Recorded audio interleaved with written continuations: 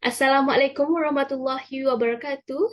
Salam bahagia dan salam mekah di hati saya ucapkan kepada Tuan Moderator, barisan panel penilai, pensyarah pembimbing dan rakan seperjuangan serta hadirin hadirat yang dihormati sekalian. Pada hari ini, kami akan membentangkan showcase kapasiti pedagogi pembelajaran bermakna KPBB bagi kod kursus BMMB 1094 Kemahiran Bahasa Melayu, BMMB 1084 Asas Tata Bahasa Melayu dan BMMB 1074 Sejarah Perkembangan Bahasa Melayu. Berikut merupakan ahli kumpulan kami yang terdiri daripada pelajar PPI SMP daripada Jabatan Bahasa Melayu dan telah dibimbing oleh Encik Muhaimi bin Suhaili, Encik Muhammad Izan bin Haji Yusof serta Dr. Abdul Karim bin Mansur. Ketiga-tiga kursus telah digabungkan secara interdisiplinari. Jadi di sini kami akan berkongsi pengalaman kami melalui interaksi kuliah dan juga tutorial, iaitu melalui kerja khusus gabungan ketiga-tiga kursus ini. Jadi ini merupakan CLO bagi BMB 1094. Seterusnya, ini merupakan CLO bagi BMB 1084. Dan yang terakhir, inilah CLO yang terdapat di dalam BMB 1074. Jadi, CLO inilah yang telah dipilih bagi tugasan kerja khusus ini. Jadi, saya akan merungkai CLO yang telah dipilih. Untuk BMB 1074.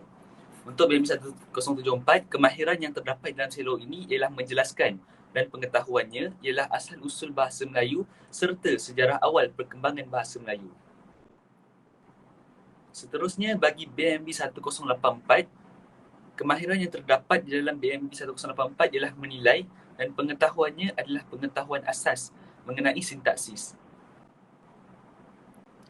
Bagi CLO untuk kursus yang terakhir iaitu BMB 1094, kemahiran yang terdapat di dalam CLO yang telah dipilih adalah menunjukkan cara dan pengetahuannya adalah aktiviti kemahiran mendengar bahasa Melayu dan aktiviti kemahiran bertutur bahasa Melayu. Selepas membentangkan ketiga-tiga CLO tersebut, kami telah merungkai kemahiran dan pengetahuan. Kemudian, memindahkan pengetahuan tersebut menjadi konsep mikro-makro dan digarapkan untuk menghasilkan sebuah TBI. TBI adalah the big idea, iaitu idea utama. Jadi idea utama yang telah kami dapati untuk khusus ini adalah mengenali sejarah mendalami bahasa. Okay. Jadi selepas melakukan TBI, kami telah membuat soalan pencetus idea untuk mengembangkan lagi kerja khusus kami ini ke arah kerja khusus yang lebih baik. Berikut merupakan soalan-soalan pencetus idea. Jadi, tugasan yang telah diberikan mempunyai arahan. Seterusnya, kita beralih kepada model reka bentuk pembelajaran. Kita pergi kepada aspek yang pertama iaitu pemanfaatan digital. Kami menggunakan aplikasi Google Form untuk membuat penilaian terhadap hasil kerja yang telah kami lakukan. Seterusnya, menggunakan aplikasi Coursebase untuk membuatkan pembelajaran lebih bersifat interaktif dan dapat menarik minat ramai pelajar. Seterusnya, aplikasi digital YouTube. Kami percaya bahawa dengan YouTube ini kami dapat mendokumentasikan hasil pembelajaran kami dengan mudahnya dalam bentuk video yang dapat ditonton oleh umum. Seterusnya, kita pergi kepada aspek rakan pembelajaran. Jika kita lihat dalam gambar ini, kami telah bergabung dengan Jabatan Kesenian dan Kebudayaan Negeri Sembilan. Dan kami telah meminta tips dan juga ceramah daripada pakar seperti gambar di atas. Kami telah meminta tips daripada Lokman Ghani atau dikenali sebagai Ayah Lok untuk mendapatkan pengalaman beliau. Seterusnya, kita pergi kepada aspek persekitaran pembelajaran. Persekitaran pembelajaran penting untuk meningkatkan kemahiran sosial antara pelajar dan juga masyarakat. Jadi, kami telah melawat ke kompleks megalit Pengkalan Kempas yang terletak di Negeri Sembilan. Seterusnya, amalan pedagogi. Amalan pedagogi ini dapat memberi peluang kepada pelajar untuk membuat penlibatan dan motivasi dalam proses pembelajaran. Seterusnya, kita pergi kepada model pembelajaran murid. kita pergi kepada aspek yang pertama iaitu perhubungan. Perhubungan ini melibatkan antara para pensyarah dan juga pelajar untuk menyiapkan sesuatu tugasan yang telah diberikan. Seterusnya kita pergi kepada aspek belajar cara belajar. Terdapat dua kaedah yang telah kami gunakan iaitu yang pertama kaedah pusat 3X. Pusat 3X ini membantu pelajar untuk membuat sesuatu tugasan secara sistematik.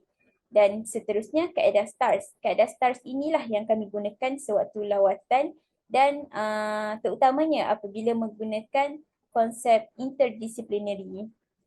Saya akan meneruskan pembentangan dengan membentangkan elemen kompetisi global 6C yang terdiri daripada 6 elemen iaitu character, citizenship, collaboration, communication, creativity dan critical thinking. Elemen KPBB yang terlibat, yang pertama komunikasi atau communication. Di sini kita dapat lihat pensyarah dan pelajar saling berkomunikasi untuk menyampaikan maklumat di luar kelas dengan menggunakan aplikasi Telegram atau WhatsApp. Seterusnya, kolaboratif atau collaboration. Pelajar bekerjasama dalam kumpulan untuk menghasilkan sesuatu idea yang bernas berdasarkan tugasan yang telah diberikan oleh pensyarah. Dan yang terakhir, kreatif atau creativity. Pelajar dapat menjana idea yang lebih kreatif dan melaksanakan tindakan tersebut untuk menghasilkan sebuah inovasi yang berbentuk interaktif dengan menggunakan aplikasi CoSpace. Seterusnya, saya akan membentangkan elemen kerangka 3E iaitu engagement, penglibatan antara pensyarah dan pelajar, enhancement, peningkatan yang ditunjukkan, manakala extension, perluasan pengetahuan. Yang pertama, penglibatan pensyarah dengan menggunakan Google Docs sebagai bahan pengajar. Manakala bagi peningkatan enhancement, pelajar telah menggunakan Google Docs tersebut dan extension, pelajar telah menghasilkan RPH melalui Google Docs. Seterusnya, bagi engagement, penglibatan pensyarah memperkenalkan aplikasi CoSpace. Enhancement, peningkatannya, murid telah menghasilkan sebuah tugasan melalui aplikasi CoSpace dan extension, pelajar telah menghasilkan tugasan bahan pembelajaran melalui aplikasi CoSpace berdasarkan PUSA 3EXT.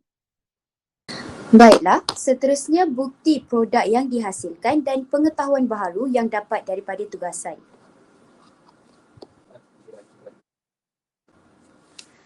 Seterusnya adalah gabungan penghasilan produk ketiga-tiga kursus, iaitu pelajar dikehendaki menghasilkan satu video berkaitan sejarah perkembangan bahasa Melayu dengan memenuhi kriteria ketiga-tiga kursus tersebut.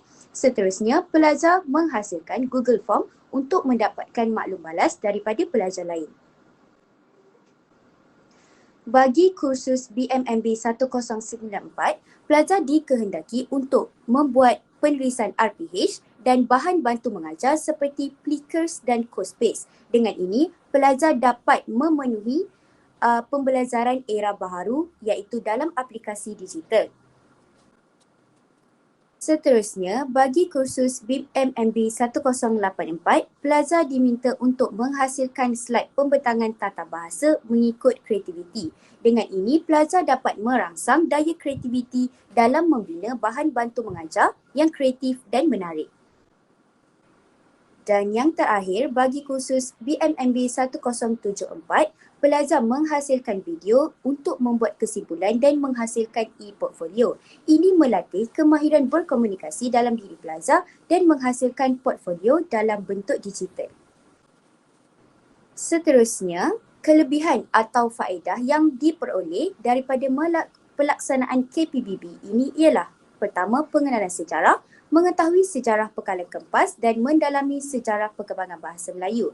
Seterusnya, kemahiran digital dapat melahirkan pelajar yang berkemahiran tinggi dalam bidang TMK. Seterusnya, dapat memupuk kemahiran insaniah dalam diri pelajar iaitu kemahiran berkomunikasi dan kemahiran bekerjasama dalam kumpulan. Seterusnya, sepanjang melakukan KPBB, terdapat cabaran dan halangan yang dihadapi iaitu sumber di internet. Terdapat beberapa sumber daripada internet yang tidak dapat disahkan kesahihannya. Yang kedua, capaian internet yang tidak stabil bergantung kepada sesuatu tempat. Yang ketiga, penghasilan inovasi yang sukar. Sukar untuk menyiapkan tugasan inovasi kerana memerlukan kemahiran TMK yang tinggi dalam kalangan pelajar. Dan yang terakhir adalah cadangan penambahbaikan. Yang pertama, pelajar boleh mempelbagaikan sumber rujukan berkaitan sejarah perkembangan bahasa Melayu. Yang kedua, merujuk pensyarah atau mereka yang lebih mahir berkaitan pembuatan inovasi dan digital. Seterusnya, yang terakhir, mempelajari dan mempelbagaikan penggunaan aplikasi digital dalam kehidupan seharian. Sekian, terima kasih.